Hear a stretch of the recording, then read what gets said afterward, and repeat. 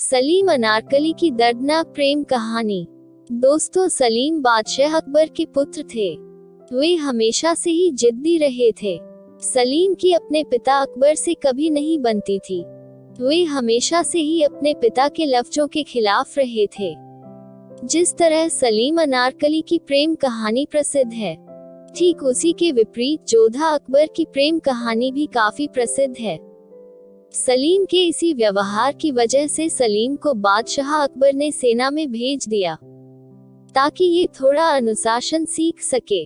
करीब 14 साल बाद जब सलीम अपने पिता के पास आए तो बादशाह अकबर ने सलीम के आने पर लाहौर में एक बहुत बड़ा जश्न रखा। सलीम की आने की खुशी में अकबर ने जश्न में एक नर्तकी को भी बुलवाया जिसका नाम नादिरा उर्फ अनारकली था। अनारकली नाम उसे बादशाह अकबर ने उसके शानदार नृत्य को देखते हुए दिया था। उस सभा में अनारकली के अलावा ऐसा कोई भी नहीं था जो उसकी सुंदरता के तेज को सहन कर सके। सलीम ने अनारकली को अकबर के दरबार में लाहौर में पहली बार देखा था।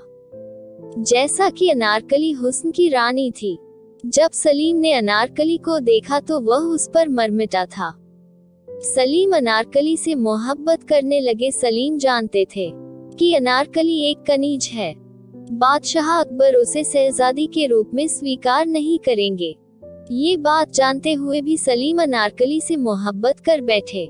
जब इस बात की भनक अनारकली को लगी कि शहजादे सलीम मुझसे मोहब्बत करते हैं, तो अनारकली ने शहजादे सलीम से दूरियां बनाने लग गई।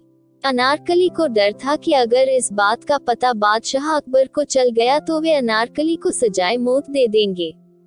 इसलिए अनारकली नहीं चाहती थी कि ऐसा कुछ हो, लेकिन बादशाह सलीम की मोहब्बत इतनी सच्ची थी कि अनारकली भी इसके आगे हार गई और सलीम से प्रेम कर बैठी। कुछ समय बाद बादशाह अकबर को इस बात का पता चल गया और उन्होंने अनारकली को सजाए मौत देने का ऐलान कर दिया। बादशाह अकबर ने सलीम को बुलाकर समझाया भी था कि मैं किसी कनीज को मल्लिका नहीं बनने दूंगा, तो बेहतर होगा कि आप अनारकली को भूल जाए। तभी शहजादे सलीम ने बादशाह अकबर के खिलाफ बगावत कर बैठे, लेकिन अकबर की सेना के आगे सलीम की सेना कुछ भी नहीं थी और सलीम को हार का सामना करना पड़ा।